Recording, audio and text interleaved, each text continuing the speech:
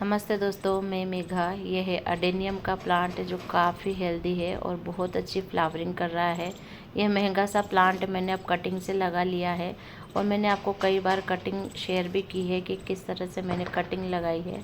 तो दोस्तों देख सकते हैं, मैंने 2-3 जगह से कटिंग निकाल कर इसी प्लांट की कटिंग लगाई थी। यह महंगा सा प्लांट, यानी अगर आप नर्सरी वगैरह में लेने जाते हैं तो 400-500 में पूरा जो मैच्योर प्लांट है, जो अच्छी खासी फ्लावरिंग कर रहा है, वो प्लांट मिलता है हमारे यहाँ पर। अगर आप छोटा प्लांट लेकर आना चाहते हैं तो 200-250 रुपये में ये मिलता है। तो मैंने यहीं से कटिंग निकाल कर जो है 3 प्लांट रेडी कर लिए हैं और आज मैं उनकी रिपोर्टिंग करने वाली हूँ। तो रिपोर्टिंग किस तरह से करूँगी, और ये देखिए इसका कोटेक्स भी आप देख सकते हैं, काफ़ी अच्छा है और हेल्दी सा है। जड़ें बाहर तक आ गई है। जैसे आप बरगद का पेड़ देखते हैं ना, उसकी जड़ें लटकती है, वैसे ही इस प्लांट की भी जो जड़ें हैं बाहर तक निकली हुई रहती है। तो बहुत सुंदर इसमें फ्लावरिंग होती है, बहुत सारे कलर भी आते हैं और मल्टी पेटल में भी होता है, सिंगल पेटल में भी होता है। और दोस्तों आप देख सकते हैं कि कटिंग इसकी कितनी हेल्दी सी रेडी हुई है। ये सारी की सारी कटिंग मैंने बारिश में लगाई थी और लगभग 3 महीने इन कटिंग को हो चुका है। और कटिंग दोस्तों अब रिपोर्टिंग के लिए रेडी है और जो अभी टाइम चल रहा है वो काफ़ी अच्छा है, जिसमें न ज़्यादा बहुत ज़्यादा गर्मी है, न ज़्यादा ठंड है। और इस तरह के मौसम में आप अपनी कटिंग को जो है रिपोर्ट कर सकते हैं, अपने प्लांट की रिपोर्टिंग बहुत अच्छे से कर पाते हैं। क्योंकि इस टाइम पे जो आप रिपोर्टिंग करेंगे, अपने प्लांट को नया प्लांटर देंगे, तो उसमें वह सेट होने में ज़्यादा टाइम भी नहीं लगेगा और साथ में ही प्लांट ख़राब होने के चांस भी नहीं रहते हैं। तो अगर आपने भी कटिंग लगा रखी है तो मेरे साथ आप इस प्लांट की रिपोर्टिंग कर सकते हैं। महंगा प्लांट इसलिए बोल रही हूँ कि मेरे यहाँ पर ये प्लांट काफ़ी महंगा होता है। तो ये तो आपके यहाँ की नर्सरी के मुताबिक होगा कि वहाँ पर किस तरह से इस प्लांट की प्राइस है। इस प्लांट के लिए बहुत बड़े और गहरे प्लांटर की ज़रूरत नहीं होती है, लेकिन जो भी प्लांटर आप ले रहे हो उसमें काफ़ी सारे ड्रेनेज आपको बनाने होते हैं। तो सारी की सारी चीज़ें आपके साथ शेयर करने वाली हूँ। और आप देख सकते हैं इस छोटे से प्लांटर में ये प्लांट काफ़ी ज़्यादा अच्छी ग्रोथ कर रहा है। एक डिज़र्ट प्लांट होता है, रेगिस्तानी प्लांट होता है, रेगिस्तानी गुलाब भी इसको बोला जाता है। और दोस्तों इस प्लांट के लिए बहुत कम पानी की ज़रूरत होती है। तो छोटे प्लांटर में ये प्लांट काफ़ी हेल्दी होता है। बड़े प्लांटर में आप लगाएंगे तो इसकी जड़ें बहुत ज़्यादा गहरी नहीं होती है। तो प्लांटर में बहुत सारा ड्रेनेज हमने बना लिए हैं। ये मेरे पुराने प्लांटर ये मैं ले रही हूँ, तो उनको मैंने ड्रेनेज को कवर कर दिया है। ये करना बहुत ज़रूरी होता है, वरना अगर आप ड्रेनेज को कवर नहीं करेंगे तो मिट्टी से सारे ड्रेनेज बंद हो जाएंगे और फिर आपको आगे परेशानी होगी। तो ड्रेनेज को कवर कर लेते हैं, और जिससे कि मिट्टी भी बाहर नहीं आएगी और गंदा पानी जो पानी निकलता है वो भी साफ़ सुथरा बाहर निकल कर आएगा। सबसे पहले क्या लेंगे हम, मिट्टी जो गार्डन सॉइल होती है वही लेनी है। आपके पास जैसी भी मिट्टी हो आप ले सकते हैं। बस इतना सा ध्यान रख लीजिए कि इस मिट्टी को अच्छे खासे से आप सुखा लीजिए, क्योंकि ये जो फंगस वगैरह होता है इस प्लांट के लिए काफ़ी हानिकारक होता है। थोड़ा सा भी फंगस इस प्लांट को ख़राब कर सकता है। तो मिट्टी को आप बिल्कुल सुखा लीजिए। और मैं 3 गमले जो है 3 कटिंग मैंने आपको दिखाई है, तीनों रिपोर्टिंग करने वाली हूँ, तो 3 के हिसाब से मैं मिट्टी बना रही हूँ। अगर आप एक प्लांट रिपोर्ट कर रहे हैं तो आप एक के हिसाब से जो है मिट्टी रेडी कीजिए। गार्डन सॉइल लेना बहुत ज़रूरी है इस प्लांट के लिए, क्योंकि इसमें इसको कोकोपीट की बिल्कुल भी ज़रूरत नहीं होती है। कोकोपीट इसमें हम नहीं लेंगे। और मिट्टी को पोरस, उपजाऊ और प्लांट के लिए काफ़ी सेहतमंद होती है गोबर की खाद। तो मैं इसमें गोबर की खाद ऐड कर रही हूँ। अगर आपके पास गोबर की खाद नहीं है तो आप पत्तियों से निकली हुई बनी हुई खाद भी ले सकते हैं, वर्मी कंपोस्ट भी ले सकते हैं, लेकिन जहाँ तक हो सके आप इसमें गोबर की खाद ही लीजिए। गोबर की खाद नहीं हो तो आप उपलों से भी गलाकर इनसे खाद रेडी कर सकते हैं। और उसके बाद ये देखिए दोस्तों, ये अभी अभी मैं नदी से निकाल कर लाई हूँ। काफ़ी गीली मिट्टी है, सॉरी रेत है, ये बालू रेत है, मजाक कर रही थी मैं। ये बालू रेत है जो थोड़ी सी मैंने गीली कर ली है मॉइस्चराइज़र मेंटेन करने के लिए। और थोड़े से मैंने छिलके लिए हैं मूंगफली के, जिससे कि मिट्टी काफ़ी हल्की पोरस होगी, जो प्लांट के लिए काफ़ी अच्छी होगी। थोड़ा सा फंजीसाइड लिया है, थोड़ा सा एप्सम सॉल्ट लिया है, बहुत सारी चीज़ें हम नहीं डालेंगे और ये काफ़ी है अपने इन प्लांट के लिए। और इन सभी चीज़ों को अच्छे से मिक्स कर लीजिए। जो इसमें गांठें डल्ले जो भी हो उनको सारे अच्छे से बारीक कर लीजिए फोड़कर, क्योंकि छोटा सा प्लांटर है, अगर बड़े बड़े डल्ले होंगे तो फिर आपको भी परेशानी होगी पानी वगैरह देने में।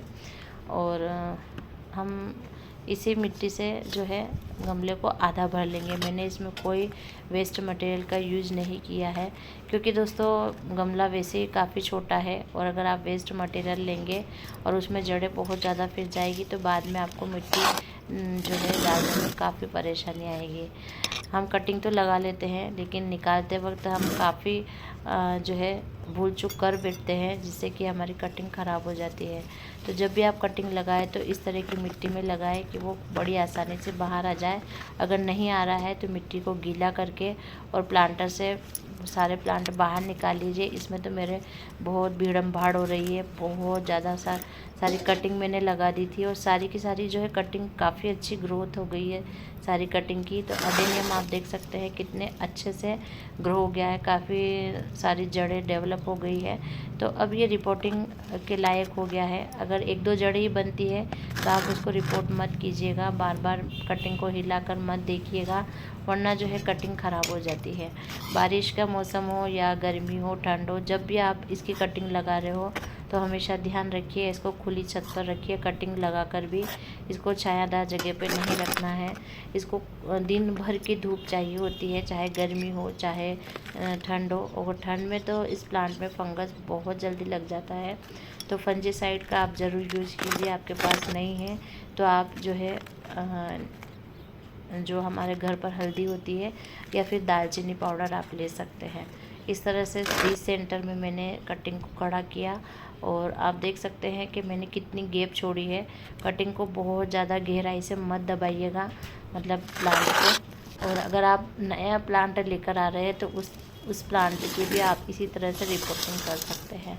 बहुत सी बार ऐसा हो जाता है कि हमारी कटिंग रिपोर्ट करने के बाद ख़राब हो जाती है, तो मैं यही बात बोलना चाहती हूँ कि बहुत ज़्यादा वोटिंग मत कीजिएगा और इस प्लांट को आप धूप में ही रखिएगा। वो जो रिपोर्टिंग करने के बाद भी हम क्या करते हैं, दूसरे प्लांट को रिपोर्ट करने के बाद उन प्लांटर को हम 2-3 दिन के लिए छाँव में रख देते हैं, तो इस प्लांट को नहीं रखना है। और देखिए दोस्तों सारी की सारी कटिंग कितनी अच्छे से ग्रो हो गई है।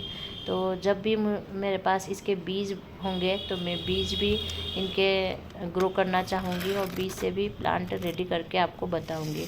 मैंने कई बार बीज से कटिंग से आपको दूसरे प्लांट रेडी करके दिखाए हैं और काफ़ी अच्छा रिज़ल्ट मुझे मिला है। तो आप घर पर भी इन महंगे प्लांट को जो है ग्रो कर सकते हैं। फर्स्ट बार तो मुझे ये प्लांट ख़रीदना पड़ा था, क्योंकि मुझे कहीं से कटिंग वगैरह भी नहीं मिली थी और मुझे इस प्लांट के बारे में ज़्यादा जानकारी नहीं थी, लेकिन मैं चाहती थी कि ये प्लांट मेरे गार्डन में हो। और देखिए दोस्तों आज ये इतने सारे ढेर सारे प्लांट मेरे गार्डन में हैं। तो बस थोड़ी सी कोशिश आपको करनी है और उसके बाद आप इस तरह से जो है प्लांट रेडी कर सकते हैं। इस प्लांट की कटिंग आप कभी भी लगा सकते हैं, लेकिन बहुत ज़्यादा ठंड का टाइम मत चुनिएगा या फिर बहुत ज़्यादा बारिश हो रही है तो भी इसकी कटिंग को लगाना थोड़ा सा मुश्किल हो जाता है, क्योंकि बारिश में जो है लगातार बारिश होने की वजह से इनकी कटिंग जो है ख़राब हो जाती है। तो जो टॉप एरिया होता है उसको बिल्कुल भी मत हटाइए अगर आप बारिश में जो है कटिंग ग्रो कर रहे हैं तो। और क्योंकि ऊपर से भी फंगस लगने का डर होता है। और ये देखिए दोस्तों मैंने तीनों की तीनों कटिंग जो है आपके सामने रिपोर्ट कर दी है छोटे छोटे प्लांटर में। बहुत बड़ा प्लांटर मत लीजिएगा, क्योंकि फिर उसमें काफ़ी पानी जो है इकट्ठा हो जाता है और वो प्लांट के लिए बिल्कुल भी अच्छा नहीं होता है। इसका जो कोटेक्स है उसमें बहुत सारा पानी होता है।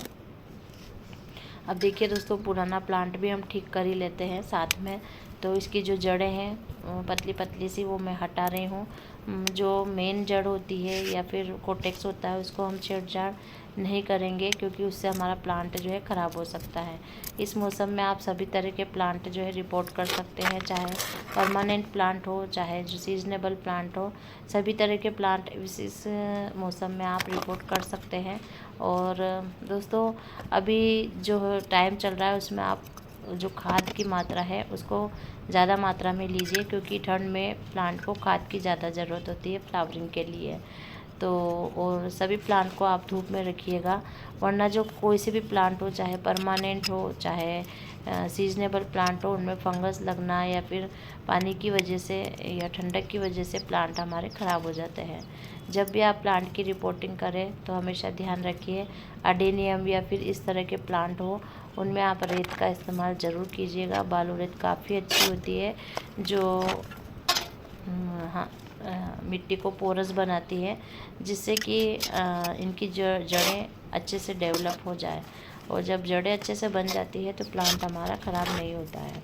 तो देख सकते हैं मैंने पुराने प्लांट में भी नई मिट्टी दे दी है और खाद वगैरह भी इसमें गोबर खाद दे दी है। तो अब ये हमें नवंबर तो शुरू हो ही गया है, दिसंबर तक इसमें फ्लावरिंग होगी। फिर उसके बाद ये प्लांट जो है रेस्ट पर चला जाता है और एक आध महीने की रेस्ट के बाद ये वापस से फ्लावरिंग के लिए रेडी हो जाता है। तो अब वाटरिंग कर देते हैं और मैं यहाँ पर ही रखूँगी। मैं जब भी इनकी रिपोर्टिंग करती हूँ किसी भी प्लांट की, तो शाम का टाइम चुनती हूँ। तो आप भी शाम का टाइम या फिर सुबह जल्दी में इनकी रिपोर्टिंग कीजिए, तो आपके लिए और आपके प्लांट के लिए काफ़ी अच्छा होगा। आपके लिए मैं इसलिए बोल रही हूँ कि अगर प्लांट ख़राब हो जाते हैं तो काफ़ी दुख होता है। तो इसलिए दोस्तों शाम का वक्त चुनिए, जिससे रात भर में ये प्लांट सेट हो जाए। अच्छे से वाटरिंग कीजिए। धन्यवाद दोस्तों।